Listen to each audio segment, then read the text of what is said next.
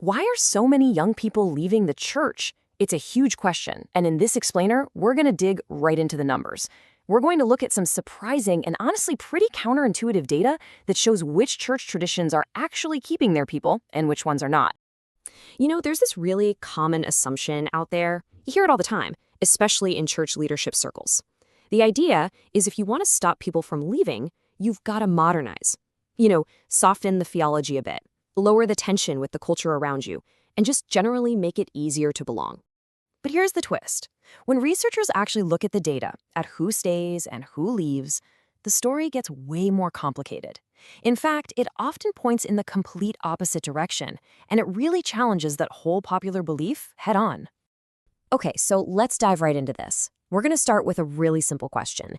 If you grow up in a particular Christian tradition, what are the odds you'll still be a part of it when you're an adult?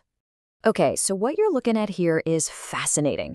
According to a major 2023 study, Black Protestant traditions have the highest retention rate, a whopping 82%.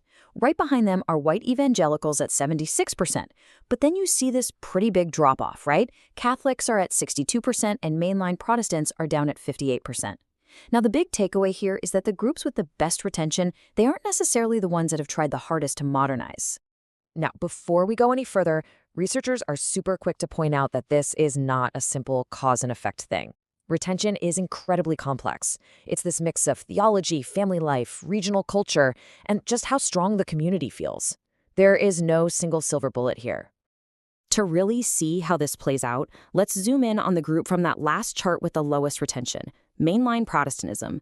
Their story is, well, it's one of the biggest stories in modern American religion, for sure. So get this. According to the Pew Research Center, back in 2007, which really wasn't that long ago, mainline Protestants made up almost a fifth of all adults in the U.S. We're talking about those big, historically influential denominations, so a very significant group. Fast forward less than 2 decades, and that number has crashed to just 11%.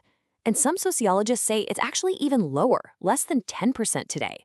I mean, that is a collapse from being almost half the country back in the 1950s. And here is the absolute kicker. This historic freefall happened even while many of these exact denominations were making the very changes everyone says you're supposed to make to stop a decline. They adapted their theology, they shifted their practices to be more in line with the culture, and the decline just kept going. Now, this next part is one of the clearest comparisons you can find. It's almost like a natural experiment where we can look at 2 different paths taken inside the very same Christian tradition. So on one side, you have the Presbyterian Church, USA. It's a denomination that has progressively liberalized its theology over the years, and it's seen decades of really sharp decline. On the other side, you have the Presbyterian Church in America, or the PCA. It was actually founded on a commitment to a more traditional confessional theology, meaning they stick really close to historic creeds. And what happened? Well, between 2000 and 2011, while other groups were shrinking, the PCA actually grew by almost 15%. Now, look, this doesn't prove that theology is the only thing that matters, but it is powerful evidence that just adapting to the culture or making your beliefs more accommodating is absolutely no guarantee of growth. The data often shows, well, the opposite. So if it's not just about what tradition you're in, and it's not simply about modernizing, then what is the factor that rises above everything else? Well, the data suggests the answer isn't found in what happens during adulthood.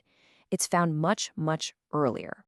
I love how the author J.T. English frames this. He argues that a lot of churches, because they're so worried about asking too much from people, have ended up offering a faith that's just too shallow.